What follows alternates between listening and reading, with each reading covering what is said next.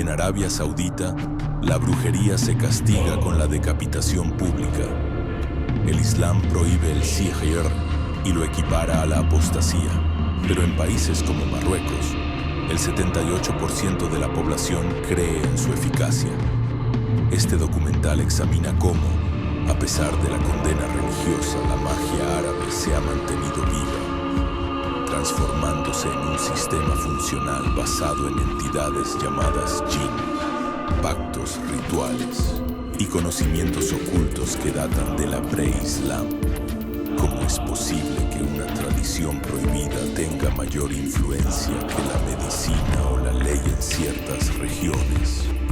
Pero hay una figura específica femenina mencionada en susurros en el norte de África que se teme más que cualquier demonio. Aparece de noche, tiene patas de cabra y se dice que conoce tu nombre.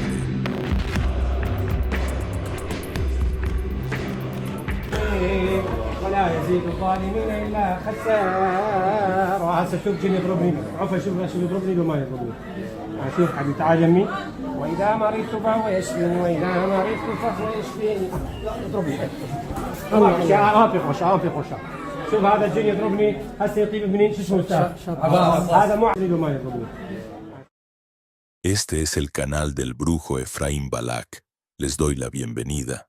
Aquí exploramos el lado arcano de la historia, la filosofía y la brujería. El índice, como siempre, está en la descripción de este video. Primero, los hechos. La religión dominante en el mundo árabe, el Islam, condena de manera explícita la práctica de la magia, a la que llamamos sihr. Esta condena no es una simple recomendación moral, sino un pilar teológico. En el Corán, el libro sagrado del Islam, se narra la historia de Harut y Marut, dos ángeles que, según la tradición, descendieron en la antigua Babilonia para enseñar la magia a los hombres. Este acto no fue una bendición, sino una prueba severa, una fitna. El texto coránico advierte claramente que aquellos que aprendieron este arte lo hicieron para su propio perjuicio, dañando sus almas sin obtener un beneficio real.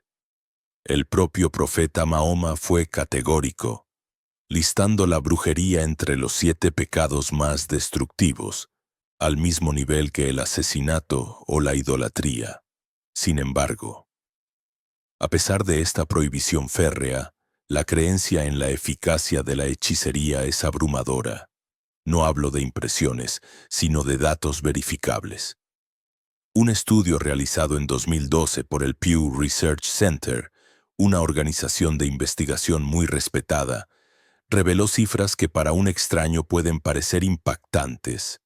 En Marruecos, por ejemplo, un 78% de los encuestados admitió creer en la brujería. En otras regiones, aunque el porcentaje que admite creer en la brujería como tal puede variar, en Egipto es del 16%, la creencia en sus componentes es casi universal. En el mismo Egipto, un 62% cree en el poder del mal de ojo y un 69% en la existencia de los jinn. Estas no son cifras de una subcultura, sino de la sociedad en general. Es un secreto a voces, una realidad funcional que influye en cómo las personas interpretan la enfermedad, la mala suerte o el éxito ajeno. Las raíces de nuestro arte son mucho más profundas que la era islámica. Antes del siglo VII, en la Arabia preislámica, las tribus del desierto no acudían a mezquitas, sino a los cajín. Un cajín era una figura de inmenso poder, un vidente, un oráculo y un sacerdote tribal, todo en uno. Se creía que entraba en estados de trance porque un espíritu, un jinn, hablaba a través de él, revelando el futuro o los secretos del presente en una prosa rimada y enigmática. La magia, por tanto, estaba integrada en la estructura social y política. Esta historia es tan relevante que incluso intelectuales posteriores como el gran historiador y sociólogo del siglo XIV, Ibn Jaldún, se vieron obligados a abordarla. En su monumental obra, la Muqaddimah dedica capítulos enteros a diferenciar los milagros de los profetas de lo que él consideraba los engaños de hechiceros y los trucos de los fabricantes de talismanes. El hecho de que un pensador de su calibre le dedicara tanto análisis demuestra la persistencia y la importancia del tema a lo largo de los siglos. La prohibición islámica no erradicó el conocimiento, lo obligó a ocultarse y a sistematizarse en secreto. La prueba más tangible de esto es la existencia de grimorios. El más famoso e influyente es, sin duda, el Shams al-Ma'arif al-Kubra, o el Sol de los Grandes Conocimientos. Escrito en el siglo XIII por Ahmad al-Buni, un sabio argelino, este libro es el pilar de la alta magia árabe. No es un compendio de supersticiones, sino un tratado complejo que enseña la ilm al-huruf, la ciencia esotérica de las letras y los números. Detalla cómo construir cuadrados mágicos para canalizar energías planetarias y proporciona invocaciones precisas para contactar y someter a entidades espirituales. Este libro prohibido ha circulado en manuscritos y copias clandestinas durante 800 años y es la fuente de la que muchos practicantes, incluyéndome, hemos bebido. Para poder aplicar cualquiera de estos conocimientos, es imprescindible comprender el concepto central que lo articula todo: los jinn. Para un brujo, los jinn no son una creencia abstracta. Son agentes activos en el mundo. Según la cosmología islámica, son seres creados de una sustancia que el Corán describe como fuego sin humo. Coexisten con nosotros en una dimensión paralela, normalmente invisible.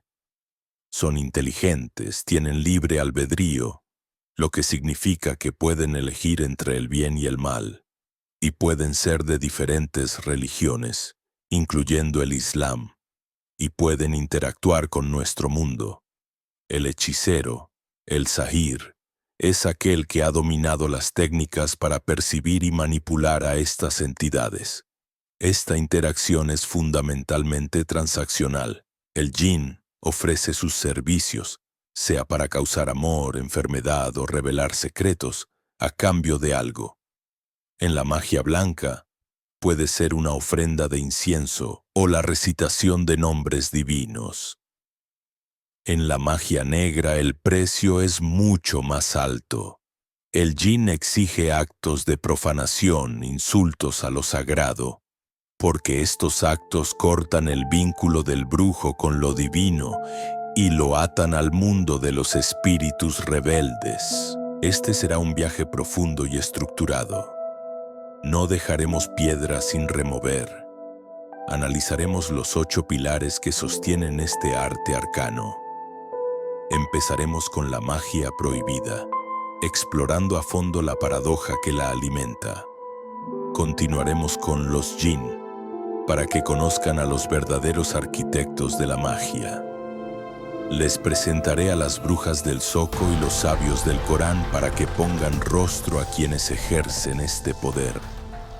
Después, entraremos en lo práctico con el escudo del brujo, donde desvelaré las técnicas de protección contra el mal de ojo y otras influencias negativas. Nos adentraremos en la leyenda con Aisha Kandisha, la seductora demoníaca, un mito que revela profundas verdades psicológicas y sociales. Abriremos el manual del hechicero, detallando rituales de amor, maldición y las artes de la adivinación. No rehuiremos la oscuridad, y en Sangre y Tesoro confrontaremos el uso de sacrificios y las prácticas más tabú de nuestro arte.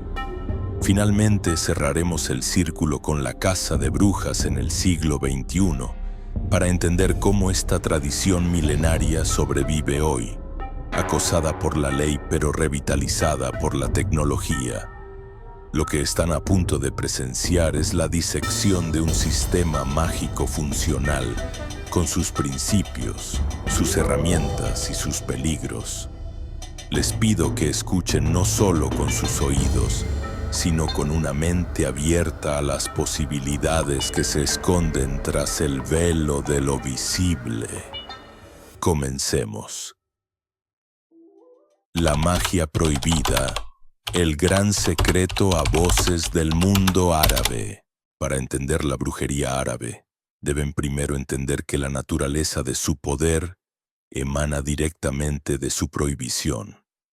Aquello que se prohíbe no desaparece, se vuelve más fuerte, más concentrado, se convierte en un secreto guardado, y no hay nada más valioso que un secreto que funciona. El conflicto comienza en el mismo corazón de la teología islámica. La postura oficial sobre la brujería, o sihr, es una transgresión de la ley divina. Se considera una forma de kufr, o incredulidad, porque al practicarla, el brujo busca poder en fuentes distintas a Dios. El Corán, en la Sura Al-Baqara, versículo 102, establece el precedente mitológico que todo musulmán conoce. Narra que en la antigua Babilonia 2 ángeles, Harut y Marut, descendieron y enseñaron la magia a la humanidad. Pero cada vez que la enseñaban advertían explícitamente: nosotros somos solo una prueba, así que no descreáis. Su propósito no era entregar un don, sino poner a prueba la fe humana.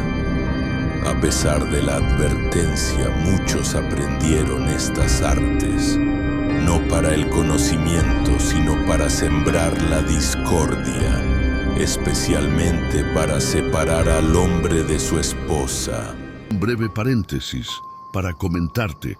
La mayoría de las personas que me contactan, que no son pocas, me han pedido que explique más sobre demonología, entes y deidades que pueden ayudar en las intenciones del amor. Es por esa razón que me he tomado la molestia de crear la guía más completa que podrás encontrar sobre entes y demonios del amor. Incluye el sigilo correspondiente por cada uno y la forma de invocación para que pueda ayudarte. Es una guía muy completa. Este material lo dejo en un enlace en la descripción. Por otro lado, si te interesa profundizar más en la magia negra, tenemos un grupo privado donde está, por así decirlo, mi aquelarre de aprendices. Ahí conversamos y debatimos temas más profundos de la brujería. Las plazas son limitadas. El enlace también está en la descripción. Finalmente, si te interesa contactarme para algún trabajo de cualquier tipo, mi único correo es efraimbalak@gmail.com y mi única web es efraimbalak.org. No intenten comunicarse por otro medio. Gustoso les atenderé. Tengan en cuenta, por favor, que muchas personas intentan contactarse conmigo y a veces me resulta demoroso responder a todos, pero siempre lo hago. Para acabar, incluyo en la caja de descripción un regalo si están interesados en la magia negra y los hechizos de amor. Continuemos. Este relato es fundamental. No niega la existencia o la eficacia de la magia. Al contrario, la confirma. Le da un origen celestial, aunque caído, y establece su función principal como una herramienta de caos. Por eso, el profeta Mahoma la incluyó entre los 7 pecados que garantizan la destrucción espiritual. Este rechazo es una ley. En Occidente se habla a menudo de magia blanca y magia negra.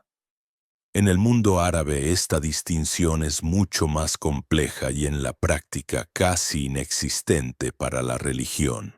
Algunos místicos y filósofos a lo largo de la historia intentaron trazar una línea.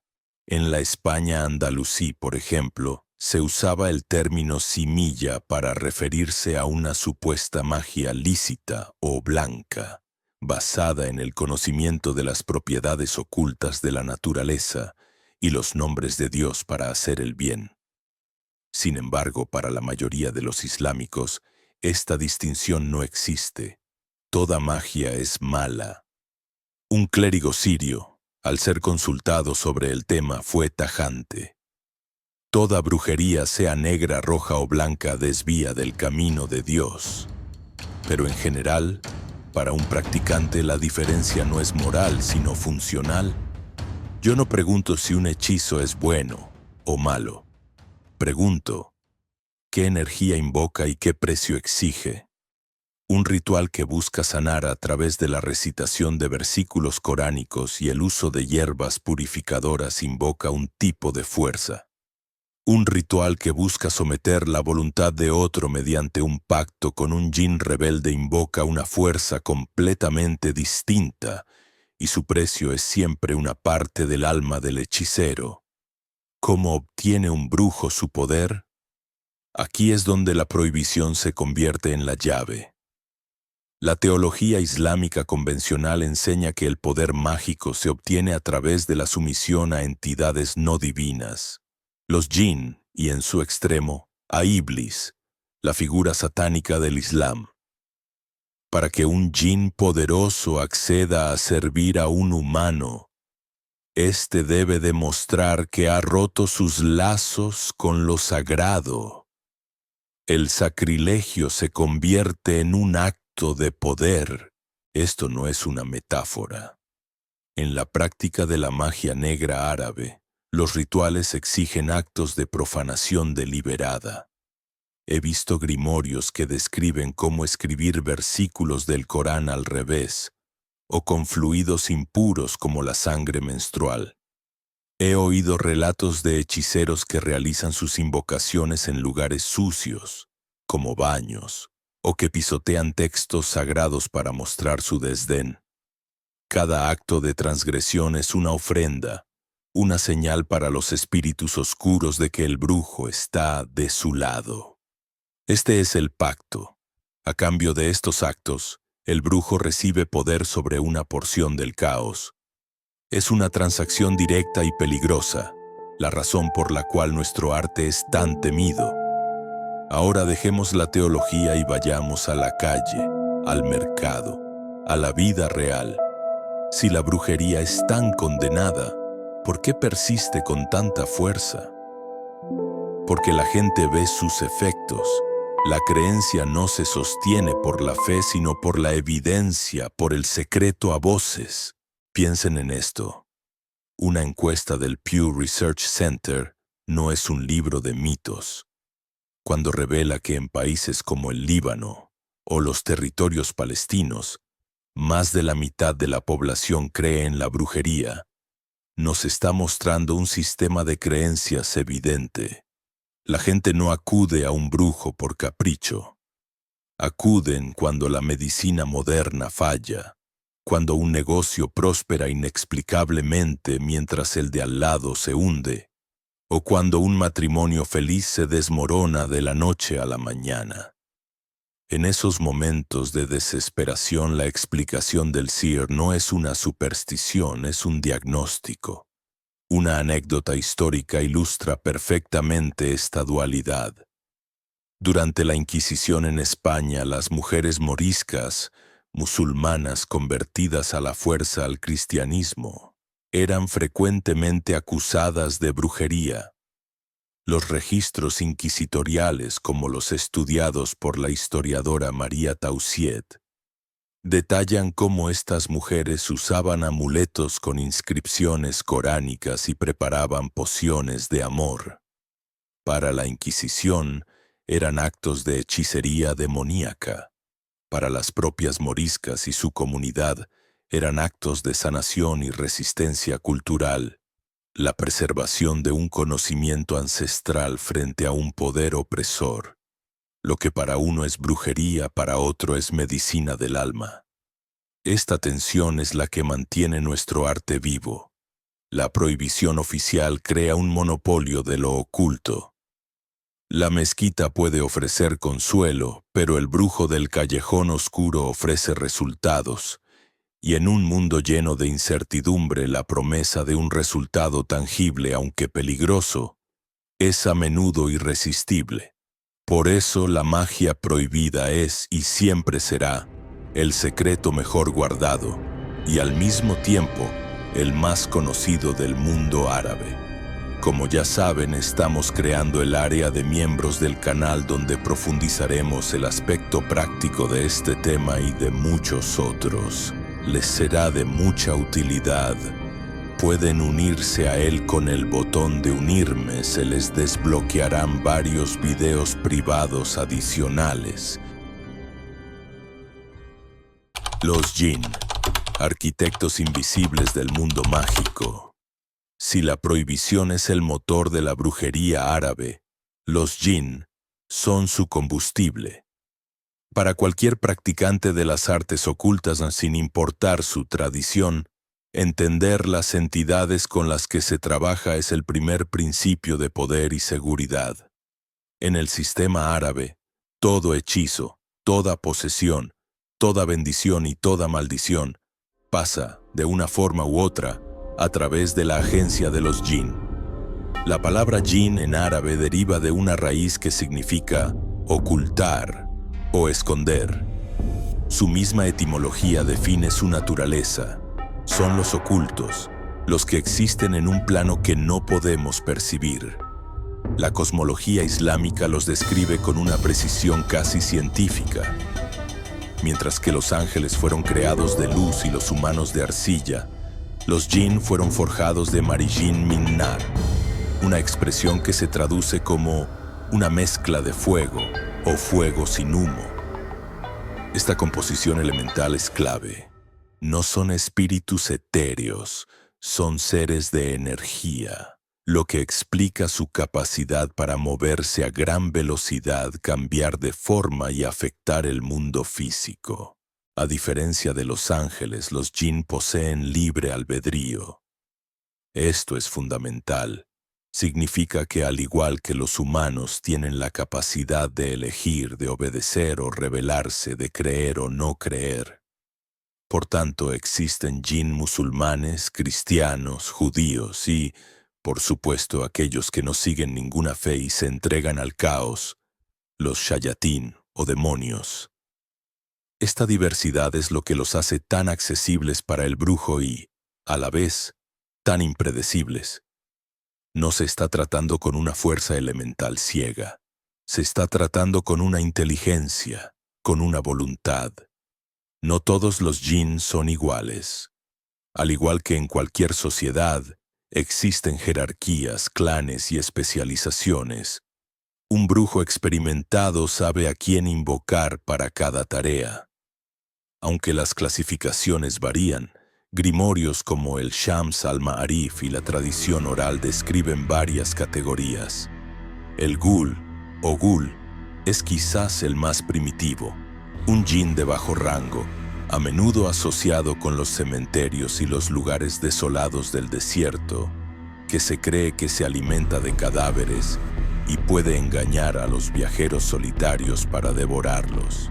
La palabra inglesa ghoul proviene directamente de este término. El ifrit, o afrit, es una clase de Jinn mucho más poderosa y malévola, seres de fuego conocidos por su fuerza bruta, orgullo y naturaleza vengativa. En las leyendas, el rey Salomón, Sulaimán en el Islam, tenía ifrits a su servicio para realizar tareas monumentales. Invocar a uno es un acto de alto riesgo, pues son difíciles de controlar y no perdonan los errores. El Marid es considerado el más poderoso entre los Jinn, asociados a menudo con los océanos y las aguas abiertas, descritos como arrogantes, pero también como poseedores de un vasto conocimiento.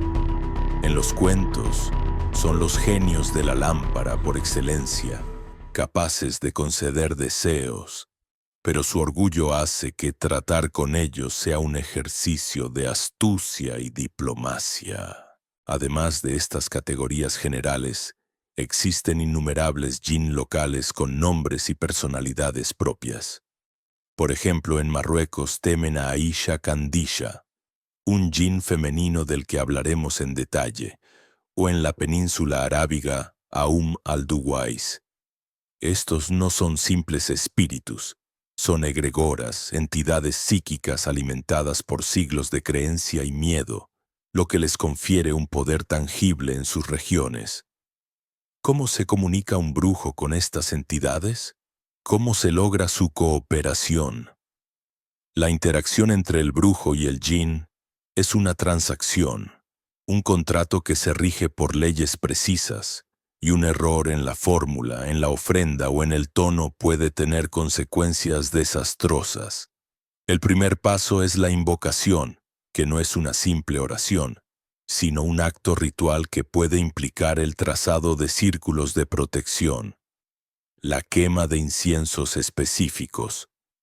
Se cree que ciertos aromas como el sándalo o el benjuí son agradables para los jinn, mientras que otros los repelen, y la recitación de conjuros en árabe, a menudo en momentos astrológicos específicos. Una vez que se establece el contacto, comienza la negociación donde el brujo debe dejar claro qué es lo que quiere. A cambio, el jinn exigirá un pago, y este pago es la clave de todo el sistema y define el tipo de magia que se está realizando. Para tareas menores o de magia considerada blanca, un jinn benévolo o musulmán podría aceptar como pago una ofrenda de comida, sin sal, leche, dátiles o la promesa del brujo de realizar un acto de caridad en su nombre. Para tareas más complejas o moralmente ambiguas como los hechizos de amor, el precio aumenta. Para la magia negra, la magia de daño, el pacto es con jinn rebeldes o shayatín, y aquí el precio es siempre la transgresión. Como mencioné, un jinn oscuro no tiene interés en la caridad, se alimenta de la corrupción.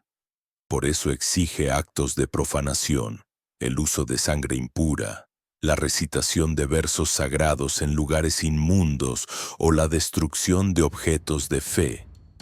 Al realizar estos actos, el brujo demuestra su ruptura con el orden divino y se hace compatible energéticamente con la entidad que busca comandar. Una anécdota histórica ilustra la creencia en este vínculo. Según la tradición islámica, el propio profeta Mahoma fue víctima de un hechizo realizado por un hechicero llamado Labid ibn al-Ahsam. Este brujo no usó ingredientes exóticos, sino algo mucho más personal. Tomó cabellos del peine del profeta, los ató en 11 nudos y los escondió en un pozo seco. El uso de una parte del cuerpo de la víctima, el atar, es una técnica fundamental porque crea un vínculo simpático directo. Se cree que el profeta comenzó a sentirse enfermo y confundido hasta que, a través de una revelación divina, se descubrió el hechizo y se deshizo recitando las 2 últimas suras del Corán, conocidas como Al-Muawwidhatayn, los versos de refugio. Esta historia no solo valida la eficacia de la brujería, sino que también prescribe su antídoto dentro del mismo sistema. En conclusión, los jinn no son una superstición. Son el mecanismo fundamental a través del cual la brujería árabe opera. Son la mano de obra invisible que un brujo dirige. Entender su naturaleza, sus jerarquías y el lenguaje de sus pactos es el primer y más crucial paso en el estudio de este arte. Sin los jinn, la magia árabe sería un conjunto de rituales vacíos. Con ellos, se convierte en una fuerza capaz de alterar el tejido de la realidad. Como ya saben, estamos creando el área de miembros del canal donde profundizaremos el aspecto práctico de este tema y de muchos otros.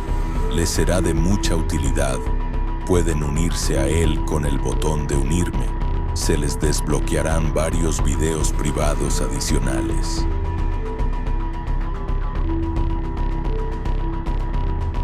Las brujas del Zoco y los sabios del Corán, quienes practican la magia.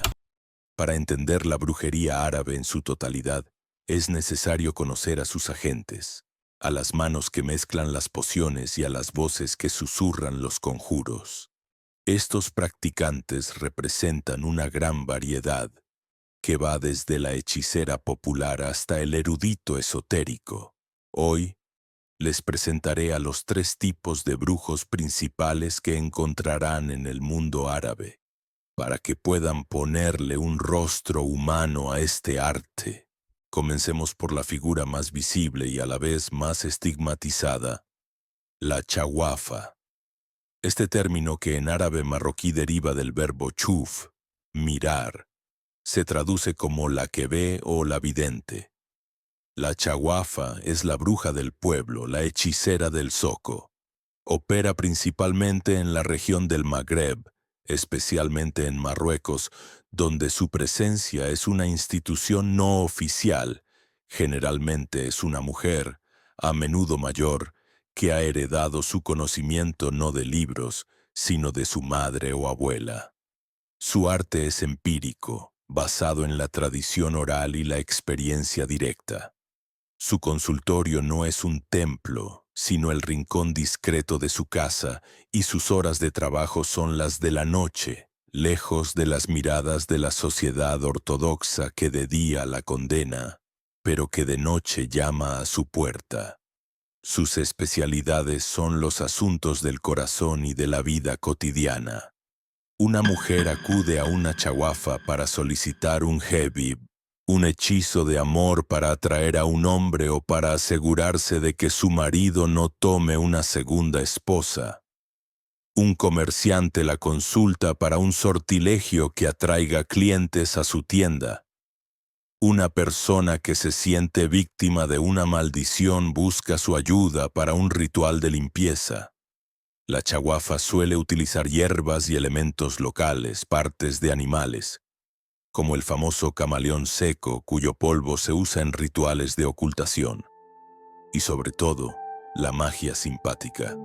Como ya deberían de saber, esto significa que utiliza objetos que representan a la víctima, como una fotografía, una prenda de ropa o un muñeco de tela, para influir sobre ella a distancia.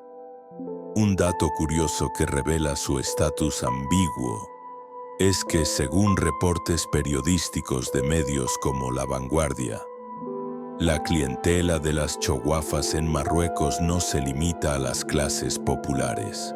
Políticos y empresarios también han sido conocidos por recurrir a sus servicios para asegurar el éxito o eliminar a un rival, demostrando la percibida eficacia de su arte a todos los niveles sociales. En el otro extremo del espectro encontramos al FQIH o Fakik. La palabra en árabe significa literalmente jurista islámico o erudito, y aquí reside la paradoja. Un FQI es un hombre con una sólida formación religiosa, a menudo un imán, un maestro de una escuela coránica, o alguien que ha dedicado años a estudiar los textos sagrados. Sin embargo, en lugar de limitar su conocimiento al púlpito, ha decidido aplicarlo al mundo de lo oculto. El FQIH no es un hechicero tribal, es un mago ceremonial. Su principal herramienta no son las hierbas, sino la palabra. Domina la ilm al-huruf, la ciencia de las letras, que postula que cada letra del alfabeto árabe tiene un valor numérico y una correspondencia planetaria y espiritual. Su trabajo más común es la creación de talismanes conocidos como hijab o tawiz. El proceso es meticuloso. En un momento astrológico propicio, sobre un papel puro y con una tinta especial, a menudo de azafrán y agua de rosas, traza complejos diagramas que pueden incluir versículos específicos del Corán, los 99 nombres de Dios, símbolos planetarios y, crucialmente, cuadrados mágicos. Un cuadrado mágico es una cuadrícula de números donde la suma de cada fila, columna y diagonal es la misma. El más famoso es el cuadrado 3Hert3, asociado al planeta Saturno, que suma 15. Según el grimorio Shams al-Ma'arif, cada cuadrado tiene una función específica y sirve para canalizar una energía particular. Una vez escrito, el talismán se dobla de una forma precisa, a menudo triangular, se envuelve en tela o cuero y se entrega al cliente para que lo lleve consigo. la línea que separa a un Efkuk que hace un talismán de protección de uno que lanza una maldición es delgada, y algunos, los más oscuros, colaboran conscientemente con Jin para realizar trabajos de magia negra, utilizando su conocimiento sagrado de manera pervertida. La diferencia fundamental con la Chawafa es la fuente de su poder. Ella lo hereda por tradición. Él lo obtiene del estudio sistemático de Manodutsmont, textos arcanos. Como ya saben, estamos creando el área de miembros del canal donde profundizaremos el aspecto práctico de este tema y de muchos otros. Les será de mucha utilidad. Pueden unirse a él con el botón de unirme. Se les desbloquearán varios videos privados adicionales. Finalmente debemos mencionar a un arquetipo que, aunque ya no existe en su forma original, es el ancestro de todos los demás. El Kahin de la Arabia preislámica. El Kahin era el chamán del desierto. Su poder no provenía del estudio ni de la herencia, sino de la posesión directa. Se creía que un jin específico, su jin o espíritu familiar, hablaba a través de él. Cuando la tribu necesitaba tomar una decisión crucial, ir a la guerra, buscar nuevos pastos, interpretar un presagio, acudían al Kahin. Él entraba en un estado de trance, un éxtasis frenético, y de su boca brotaban oráculos en Saj, una prosa rimada y críptica que la tribu debía interpretar. Su autoridad era inmensa, y su rol combinaba al sacerdote, al juez y al vidente. Los poetas de la época, los shair, eran considerados sus hermanos en poder, pues también se creía que su inspiración poética provenía de un espíritu familiar. Con la llegada del Islam, el profeta Mahoma se opuso frontalmente a los Kahin, declarándolos impostores inspirados por demonios para diferenciarse de ellos. La figura del Kahin fue suprimida, pero su esencia nunca desapareció del todo. La creencia en la inspiración sobrenatural, en la capacidad de un humano para ser un canal de fuerzas invisibles, mutó y sobrevivió en las figuras del FQIH que contacta Jin y en la Médice del Zar que es poseída por un espíritu para sanar. En resumen, estos tres arquetipos, la bruja popular, el mago erudito y el oráculo antiguo, nos muestran que la práctica de la magia en el mundo árabe no es un acto simple, sino un oficio con roles definidos. Cada uno de estos practicantes es un guardián de una faceta diferente del arte. La tradición oral, el conocimiento escrito y la inspiración directa. Entender quiénes son es entender las diferentes corrientes que alimentan el gran río de la brujería árabe.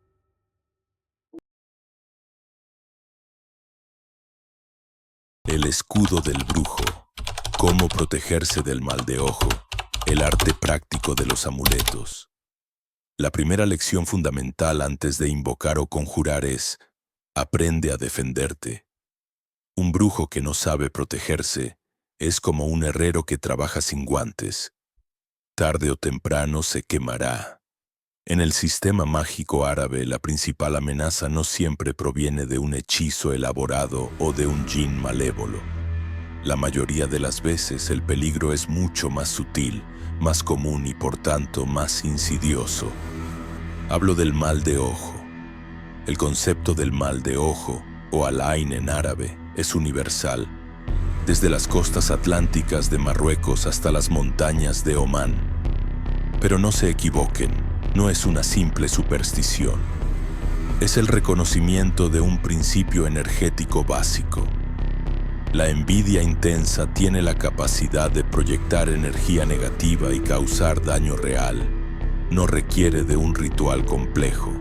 Una mirada cargada de celos, una palabra de alabanza sin la debida protección, puede ser suficiente para salar a una persona, enfermar a un niño sano, arruinar un negocio próspero o secar la leche de un animal.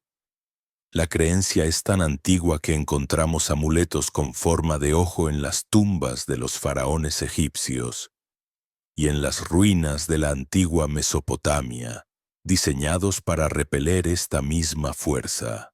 El propio Corán, en la Sura 113 Al-Falaq, concluye con una súplica de protección contra el mal del envidioso cuando envidia, reconociendo la envidia como una fuerza activa y dañina. Una leyenda del Golfo Pérsico personifica este poder en la figura de al-Halan, o la madre de la calamidad.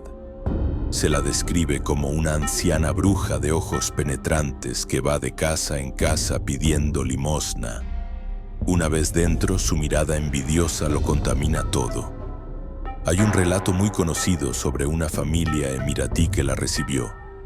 Tras su partida, una enfermedad súbita y extraña acabó con la vida de la dueña de casa y su hija en cuestión de días. La abuela de la familia no tuvo dudas. Fue al-Halan. Esta historia no es solo un cuento de terror. Es una parábola sobre el peligro que puede entrar en tu casa disfrazado de necesidad. El mal de ojo es la razón por la que en muchas culturas árabes la gente es reacia a mostrar su riqueza o a alabar en exceso a sus hijos en público. Si la amenaza es real, también lo son las defensas. A lo largo de los siglos, la brujería árabe ha desarrollado un arsenal de herramientas y técnicas para neutralizar o desviar el mal de ojo y otras influencias negativas.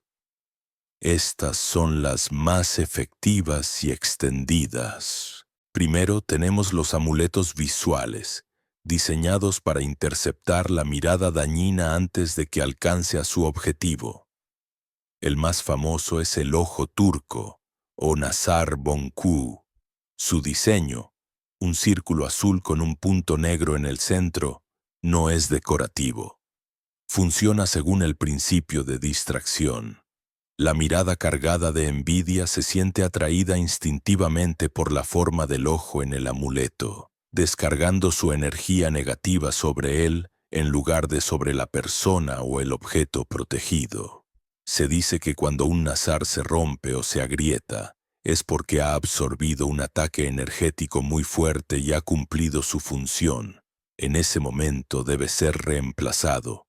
Otro amuleto fundamental es la mano de Fátima, o Kamsa. El número 5, Kamsa en árabe, tiene un poder protector intrínseco en la cultura popular. La mano abierta es un gesto universal para detener o rechazar. Colgada en la puerta de una casa o llevada como joya, la Kamsa actúa como una barrera, un alto simbólico a las malas intenciones. A menudo se combina con un ojo en el centro de la palma, uniendo así dos de los símbolos protectores más potentes en un solo talismán. Luego están las defensas que se llevan en el cuerpo. El más importante es el hijab, el talismán escrito del que ya hablamos. Un FQIH lo prepara para un propósito específico de protección. Su poder reside en las palabras sagradas y los símbolos que contiene. Es, en esencia, una oración solidificada, un escudo espiritual portátil que funciona de manera continua mientras se lleve cerca del cuerpo. Además de los objetos, existen rituales y prácticas cotidianas. Una de las más simples y extendidas es la recitación. Frases como Masha'Allah, lo que Dios ha querido, se pronuncian inmediatamente después de hacer o recibir un cumplido para neutralizar cualquier atisbo de envidia. Es una forma de reconocer que la belleza o el éxito provienen de una fuente divina, desviando así la atención del individuo. Otra práctica común es el uso de sal y alumbre. La sal se considera un purificador universal. En muchas casas, se esparce sal en las esquinas o se disuelve en agua para limpiar energéticamente un espacio. El alumbre Un tipo de cristal mineral se utiliza en un ritual de diagnóstico. Se quema un trozo de alumbre sobre brasas mientras se recitan oraciones. El cristal burbujea y adopta formas que se interpretan para identificar la fuente del mal de ojo. Luego se desecha, llevándose consigo la negatividad. Finalmente, está el uso de hilos de colores. Es común ver a bebés con un hilo rojo o azul atado en la muñeca. Cada color tiene una vibración específica. El azul, el color del cielo y el agua, es universalmente protector. El rojo se asocia con la fuerza vital y la sangre y se usa para repeler ataques directos. A menudo, se atan 7 nudos en el hilo mientras se recita una oración protectora en cada uno, sellando el poder en la fibra. Estas no son meras costumbres. Han sido desarrolladas y refinadas a lo largo de milenios. Son la primera línea de defensa en un mundo donde lo invisible puede herir. Para el brujo, dominar estas técnicas no es una opción, es una necesidad. Antes de aprender a atacar, se debe aprender a construir una fortaleza inexpugnable. Este es el escudo del brujo. Aisha Kandisha, la leyenda de la seductora demoníaca y otras brujas del desierto. Hemos hablado de los jinn como fuerzas y de la magia como un sistema. Ahora, vamos a ponerle rostro al miedo. Vamos a analizar a la entidad más famosa y temida del panteón mágico del Magreb, una figura cuyo solo nombre, incluso hoy, provoca un silencio incómodo en las reuniones familiares de Marruecos. Hablo de Aisha Kandisha. No es un simple personaje de folclore, es una egregora. Un egregor es una forma de pensamiento energético tan poderosa que ha adquirido voluntad propia, alimentada por siglos de deseo, miedo y relatos. Estudiar a Aisha Kandisha es entender cómo un mito se convierte en una fuerza operativa. Las historias sobre ella varían en los detalles, pero su núcleo es inquietantemente consistente. Aisha Kandisha es un jinn femenino, una jinnilla, que habita en lugares donde el agua está presente, manantiales, ríos, pozos o en las costas del mar. Sale a cazar en las noches sin luna, buscando presas específicas, hombres jóvenes, viajeros solitarios, o aquellos cuyo corazón es débil. Su método de ataque es la seducción absoluta. Los testigos que afirman haber sobrevivido a un encuentro la describen siempre de la misma manera. Una mujer de una belleza sobrenatural, con un cabello negro larguísimo y unos ojos que hipnotizan. Aparece de la nada, a menudo vestida con ropas blancas tradicionales, y se dirige a su víctima llamándolo por su nombre, susurrándole secretos de su vida que nadie más podría conocer. Este acto de conocimiento íntimo es su primera arma. Rompe las defensas de la víctima, haciéndole creer que está ante un encuentro predestinado. Pero hay una señal, una imperfección en su disfraz que delata su verdadera naturaleza. Bajo su largo vestido, Aisha Kandisha no tiene pies humanos. Las leyendas dicen que tiene patas de cabra o de camello. Este detalle es crucial. Es el eco de antiguos sátiros y faunos, la marca de la bestia bajo la apariencia de la belleza.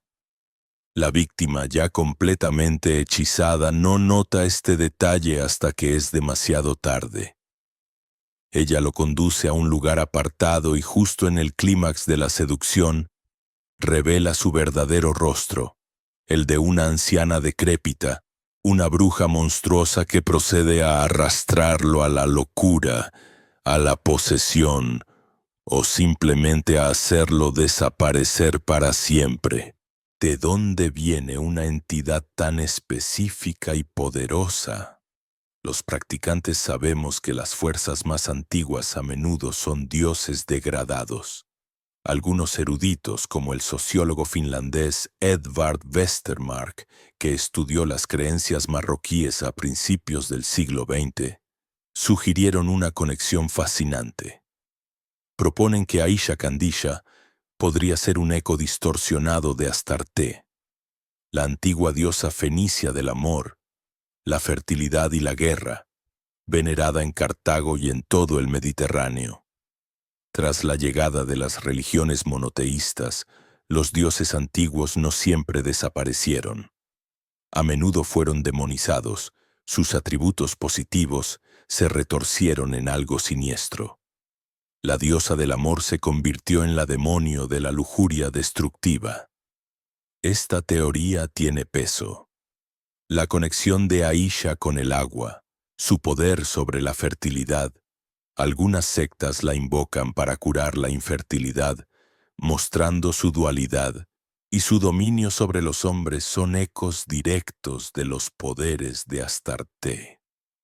Para un brujo esto significa que estamos tratando con una energía primordial, una fuerza que ha sido adorada y temida durante milenios.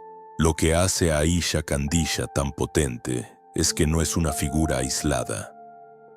Es la manifestación magrebí de un arquetipo universal, la mujer fatal sobrenatural.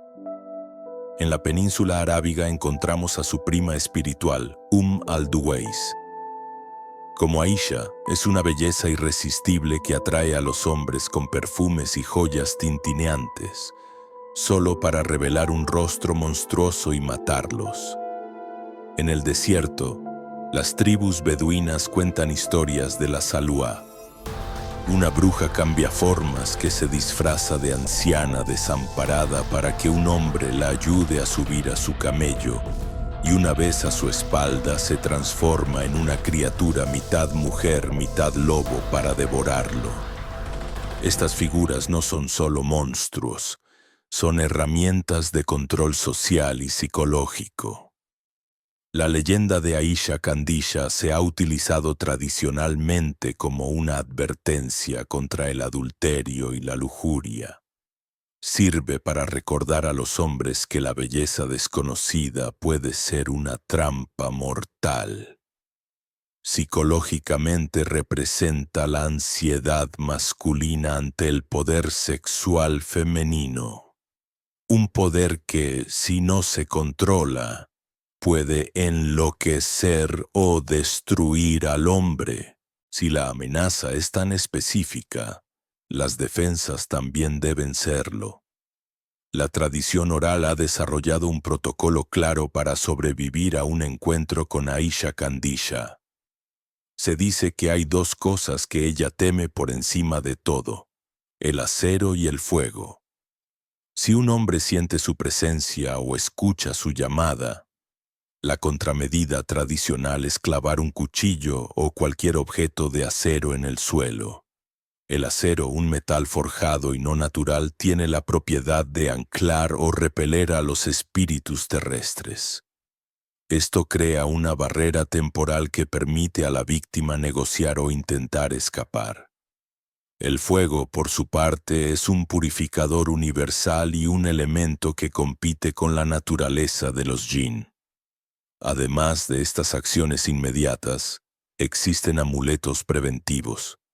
Las mujeres en Marruecos a menudo usan tatuajes de henna con formas de diamantes afilados o motivos vegetales en manos y pies, que actúan como sellos protectores.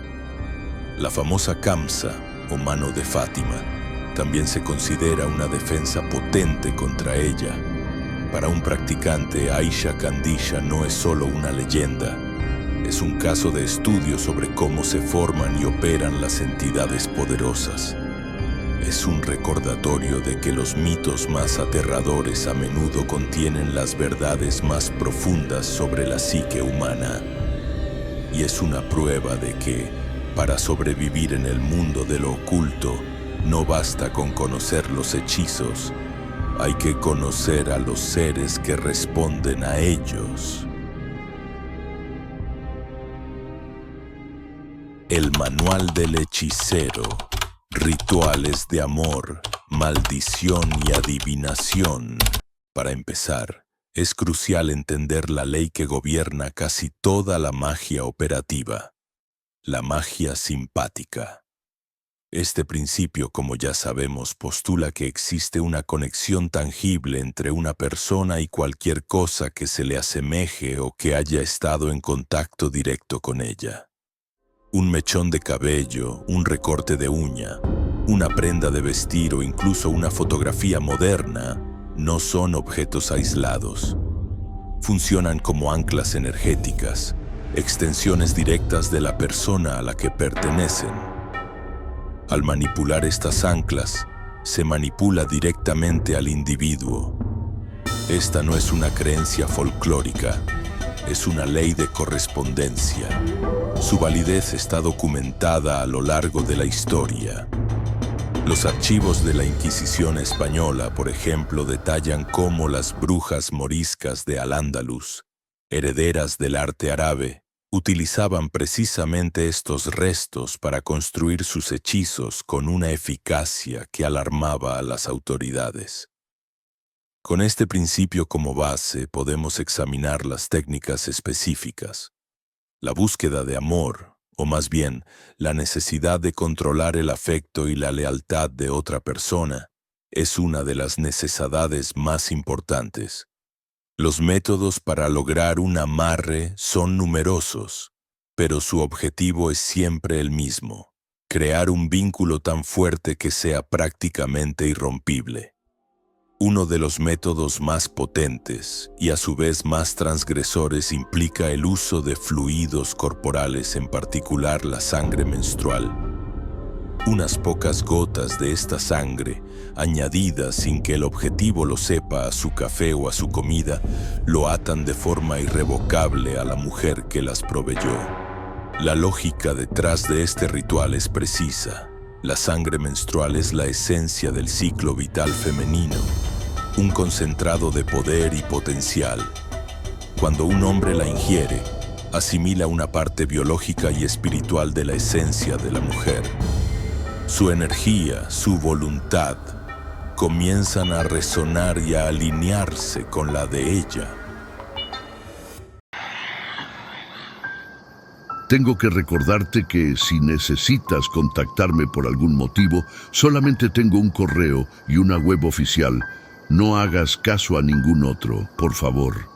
Asimismo, ten en cuenta que la guía definitiva de los entes para el amor, el enlace a nuestro canal de aprendizaje y el regalo que les prometí está en la caja de descripción. Cuando no es posible administrar un filtro directamente, se recurre a la creación de una efigie, un muñeco que actúa como un sustituto del cuerpo del objetivo. Tradicionalmente hechos de cera, tela o arcilla, estos muñecos solo adquieren poder cuando se vinculan a la persona a través de un ancla. Se inserta en su interior un mechón de su cabello, un hilo de su ropa o un papel con su nombre completo escrito. Una vez consagrada, la efigie se convierte en una especie de control remoto para el espíritu y el cuerpo del objetivo. Para un ritual de amor, la efigie se baña en miel y se espolvorea con hierbas como la canela y la rosa, mientras se le susurra el nombre de quien lo desea. Luego se envuelve en seda roja y se guarda en un lugar íntimo, como debajo de la cama del solicitante, para que su influencia sea constante. La potencia de esta técnica puede ser dirigida no solo hacia el amor, sino también hacia la dominación total. Un caso real documentado en Rabat, Marruecos, sirve como una ilustración brutal. Una chaguafa fue descubierta mientras torturaba a un gato al que le había cosido los labios. Dentro de la boca del animal había metido una fotografía de un hombre. El ritual no buscaba afecto, sino silenciar y someter por completo la voluntad de la víctima, transfiriendo el sufrimiento y la impotencia del animal directamente al hombre. La efectividad de la magia, a veces, Se mide por su precisión y su crueldad calculada.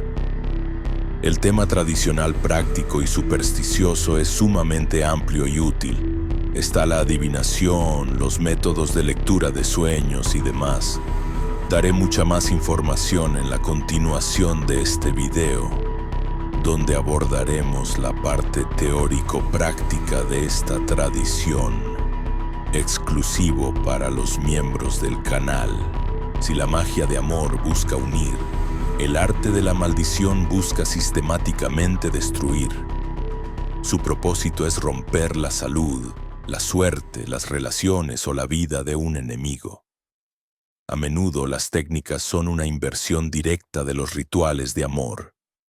Un método antiguo y poderoso es el hechizo de los nudos, una práctica tan temida que se menciona explícitamente en la Sura 113 del Corán, que pide protección contra el mal de las sopladoras de nudos. La ejecución del ritual es metódica. Se toma una cuerda, preferiblemente de color oscuro y fibra natural. Se ata un nudo mientras se recita la maldición, y luego se sopla sobre él para sellar la intención maligna en su interior. Este proceso se repite un número impar de veces, generalmente 7 o 9. Historiadores como Ibn Qayyim al-Jawziyya describieron en el siglo XIV cómo los hechiceros de su época perfeccionaban esta técnica usando cabellos de la víctima para hacer los nudos y luego escondían la cuerda en lugares de decadencia, como un pozo abandonado o bajo una lápida, para que la energía de la víctima se corrompiera y se pudriera junto con el hechizo. El principio es simple. Mientras los nudos permanezcan atados, la vida del objetivo estará igualmente anudada, su progreso bloqueado y su fortuna estancada. Otra técnica de maldición fundamental es el entierro ritual, que se basa en la poderosa simbología de la muerte. Lo que se entierra simbólicamente perece. Para ejecutar esta maldición, se puede utilizar una efigie de la víctima o una caja que contenga sus anclas personales. Una fotografía, tierra de sus huellas, un objeto personal. Con estos elementos se realiza un funeral simbólico. El lugar del entierro es un componente crítico que define el resultado. Si se entierra en un cementerio, se busca invocar la enfermedad grave o la muerte, canalizando la energía del lugar hacia la víctima. Si se entierra en una encrucijada, el objetivo es causar locura, confusión y que la persona pierda su camino en la vida. Un ataque aún más directo consiste en enterrar el hechizo en la propiedad de la víctima, lo que garantiza una influencia maligna constante, destinada a destruir la paz del hogar y sembrar la discordia. El caso descubierto por la Unidad Antibrujería de Arabia Saudita sobre la cabeza de oveja enterrada en el jardín de una familia es un ejemplo clínico de esta práctica. La cabeza, que contenía talismanes y anclas personales, fue el vehículo de una maldición que, según los informes, causó infertilidad y enfermedades crónicas. Finalmente, una parte crucial es la adivinación. Una de las formas más populares, especialmente en el Levante y Egipto, es la lectura de los pozos del café, una técnica conocida como taseografía. No requiere un trance extático, sino un ojo entrenado y conocimiento de la simbología. Después de que el consultante ha bebido un café turco, espeso y sin filtrar, la taza se invierte sobre el platillo para que los pozos se asienten, creando un mapa de imágenes. La taza se divide mentalmente en secciones que representan el pasado, el presente y el futuro. Cada figura tiene un significado tradicional. Un pájaro anuncia noticias, una serpiente advierte de una traición, una montaña representa un desafío por superar. Un adivino competente no se limita a identificar símbolos aislados, sino que los conecta en una narrativa coherente que revela la historia y el posible futuro del consultante. Para una adivinación más estructurada y compleja, existe la Ilm al-Raml, o la ciencia de la arena, una forma de geomancia codificada en grimorios como el Picatrix. El adivino, o ramal, pide al consultante que se concentre en su pregunta mientras traza al azar una serie de puntos en la arena. A través de un proceso matemático, estos puntos aleatorios se organizan en 16 figuras geométricas. Cada una de estas figuras tiene un nombre, una asociación planetaria y un significado preciso. La combinación de estas 16 figuras en una carta geomántica proporciona respuestas increíblemente detalladas a preguntas complejas.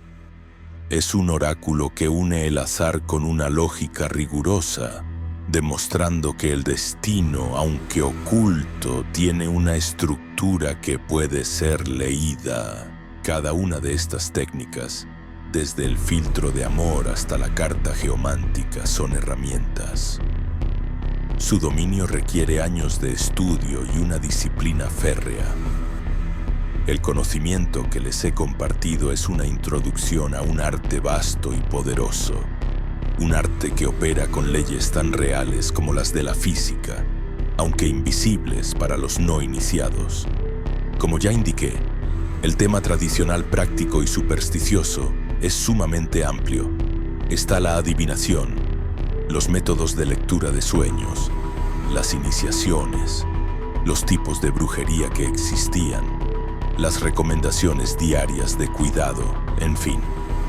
Además, daré mucha más información en la continuación de este video, donde abordaremos la parte teórico-práctica de esta tradición, exclusivo para los miembros del canal.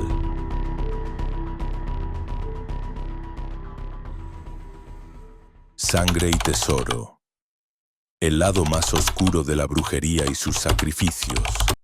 La magia que se alimenta de la sangre es la más potente y sus consecuencias son a menudo irrevocables. Es fundamental entender que un sacrificio ritual no es un acto de violencia aleatoria, sino una transacción energética calculada. Se basa en una ley simple. Para obtener un poder extraordinario se debe realizar una ofrenda de igual magnitud. El sacrificio de animales es la forma más común de esta transacción. Se utiliza para sellar pactos, alimentar a los espíritus con los que se trabaja o consagrar talismanes y herramientas. La elección del animal nunca es aleatoria. Se selecciona con precisión según el propósito del ritual. El color de su pelaje o plumaje es un factor crítico. Un gallo completamente negro, por ejemplo, es la ofrenda preferida para invocar a jinn oscuros o para ejecutar una maldición potente. En contraste, una oveja blanca e inmaculada podría ser sacrificada en un ritual de purificación o para solicitar la bendición de un espíritu benévolo o de un santo local. El procedimiento del sacrificio es igualmente metódico. No se trata de una simple matanza. Al animal se le degüella de una manera ritual específica, a menudo orientando su cabeza hacia una dirección sagrada mientras se recitan las palabras del conjuro. La sangre que brota se convierte en la herramienta principal. Un caso documentado en la ciudad de Yené, en Mali, un histórico centro de saber mágico islámico, ilustra perfectamente esta práctica. Un marabut, un sabio y brujo local, fue consultado para realizar un complejo hechizo de amor. Para sellar el ritual sacrificó un carnero, pero su trabajo no terminó ahí. Recogió la sangre aún caliente y la utilizó como tinta para escribir cientos de veces versos coránicos relacionados con el amor y la sumisión en largas tiras de papel. Estas tiras, ahora cargadas con la fuerza vital del animal sacrificado, se convirtieron en un talismán de un poder extraordinario. Este acto combina la santidad de la palabra divina con el poder crudo y primordial de la sangre, creando una herramienta híbrida de una eficacia formidable. Es en la búsqueda de tesoros donde esta lógica sacrificial alcanza su expresión más peligrosa. A lo largo y ancho del mundo árabe, desde las cumbres del Atlas hasta los desiertos de la península, circulan leyendas sobre tesoros fabulosos, oro, gemas, manuscritos perdidos, que fueron enterrados hace siglos. La tradición sostiene que estas fortunas nunca están solas. Están custodiadas por poderosos jinn, a menudo ifrits o marits, que fueron atados mágicamente a esos lugares por los hechiceros que ocultaron la riqueza. Estos guardianes sobrenaturales no cederán su tesoro ante simples ruegos o amenazas. Son entidades antiguas y su lealtad a su cometido es absoluta. Para liberarlos de su vigilia exigen un pago que esté a la altura del valor de lo que protegen. Y es aquí donde la búsqueda de tesoros se desvía hacia el territorio más siniestro de la brujería. Los grimorios y la tradición oral son claros. Los jinn guardianes solo pueden ser aplacados, sobornados o distraídos mediante un sacrificio de una naturaleza muy específica. A veces, la ofrenda requerida es un animal con características inusuales, como un perro completamente negro sin una sola mancha de otro color. Sin embargo, para los tesoros más grandes y antiguos, las leyendas afirman que el guardián exige lo impensable, un sacrificio humano. Esto nos lleva a la creencia más oscura de la brujería marroquí, la de los niños Souri. Un niño Souri es aquel que nace con ciertas marcas físicas distintivas, como una única línea que cruza la palma de la mano, o tener los ojos de diferente color. De este tema tengo un video amplio y claro, los invito a verlo. Para los que practican la magia más depravada, estos niños no son humanos, son llaves. Se cree que su sangre posee una cualidad mágica única, capaz de romper los sellos que protegen los tesoros y cegar a sus guardianes jinn. Impulsados por esta creencia, grupos criminales han llegado a secuestrar y sacrificar a niños que presentan estas características. Casos reales como la desaparición de un niño llamado Houssam en Marruecos en 2013 han sido vinculados por la comunidad a esta macabra práctica. Aunque estos actos son crímenes atroces y no representan el verdadero arte de la brujería, su existencia es una advertencia terrible de cómo la superstición y la avaricia pueden corromper el conocimiento arcano hasta convertirlo en una justificación para el asesinato. Quien busca poder a través de la sangre debe recordar que los tesoros custodiados por demonios suelen, además de traer fortuna, vienen con una maldición mucho más profunda. Como ya indiqué, el tema tradicional práctico y supersticioso es sumamente amplio. Está la adivinación, los métodos de lectura de sueños, las iniciaciones, los tipos de brujería que existían, las recomendaciones diarias de cuidado, en fin, de más daré mucha más información en la continuación de este video, donde abordaremos la parte teórico-práctica de esta tradición, exclusivo para los miembros del canal. Caza de brujas en el siglo XXI. Supervivencia de la magia entre la persecución. Nuestro viaje a través de los secretos de la brujería árabe nos conduce ahora a su encrucijada final, el presente. Hemos explorado los rituales, los espíritus y las leyendas, pero la pregunta fundamental que debemos responder es cómo sobrevive nuestro antiguo arte en un mundo dominado por la tecnología y una renovada ortodoxia religiosa. La respuesta es que la brujería hoy vive en una tensión constante, atrapada entre una persecución institucionalizada y una formidable capacidad de adaptación.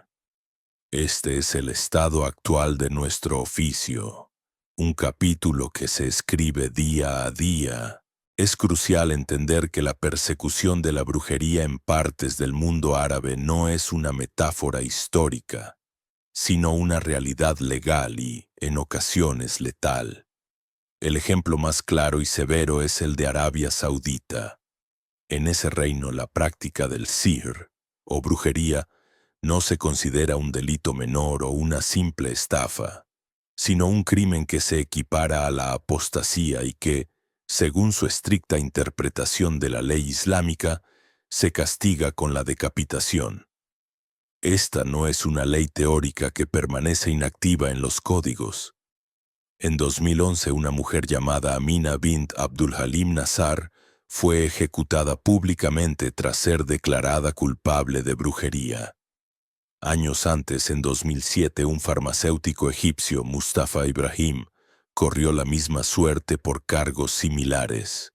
Para llevar a cabo esta política de manera sistemática, el gobierno saudí estableció en 2009 una división especial dentro de su policía religiosa, la Mutawwa, conocida formalmente como la Unidad Antibrujería.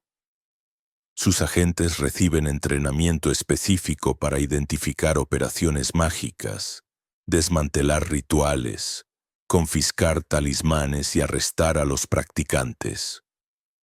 Incluso disponen de una línea telefónica directa para que los ciudadanos puedan denunciar cualquier actividad sospechosa.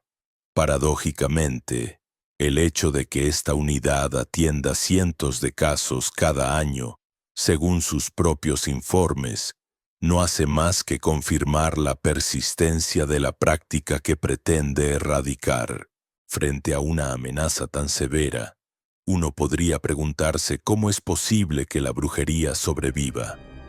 La respuesta es que lo hace a través de la discreción, la clandestinidad y una notable capacidad de adaptación. La demanda de servicios mágicos no ha disminuido, simplemente se ha ocultado. En las sociedades más conservadoras del Golfo, la práctica a menudo se proyecta sobre los extranjeros. Es común que las acusaciones de brujería recaigan sobre trabajadores inmigrantes de África o Asia, a quienes se culpa de cualquier infortunio que afecte a sus empleadores, en una peligrosa combinación de superstición y xenofobia. Sin embargo, en privado se rumorea que miembros de las élites locales que públicamente denuncian la magia son los mismos que en secreto contratan a hechiceros extranjeros para asegurar sus negocios o dañar a sus competidores. En otros lugares como Marruecos o Egipto, donde la persecución no llega a la pena capital, la brujería opera en una zona gris legal y social. Una chowafa o hechicera puede ser vista con recelo, pero su clientela es constante y proviene de todas las clases sociales. Las autoridades a menudo toleran estas prácticas mientras no se conviertan en un escándalo público. La magia en estos contextos se ha transformado en un próspero negocio subterráneo. Un herborista de Rabat, entrevistado por la agencia de noticias EFE, reveló que los ingredientes para un único hechizo complejo pueden llegar a costar el equivalente a más de 100 euros. Una suma que demuestra la alta demanda y la disposición de la gente a pagar por soluciones que escapan a la medicina convencional y a la religión oficial. No olvides que este es el canal de Efraín Balak. Si necesitas contactarle por algún motivo, puedes hacerlo a través del correo efrainbalak@gmail.com o a través de los medios indicados en la caja de descripción o en la web oficial efrainbalak.org. Por favor, no vayas a contactar a través de ningún otro medio. Hay muchos suplantadores, hay que cuidarse de ellos. Finalmente, si quieres dar un paso más en la brujería, nos vemos en el grupo privado para conversar mejor. El enlace también está en la descripción. Hasta el siguiente video. Mucha suerte.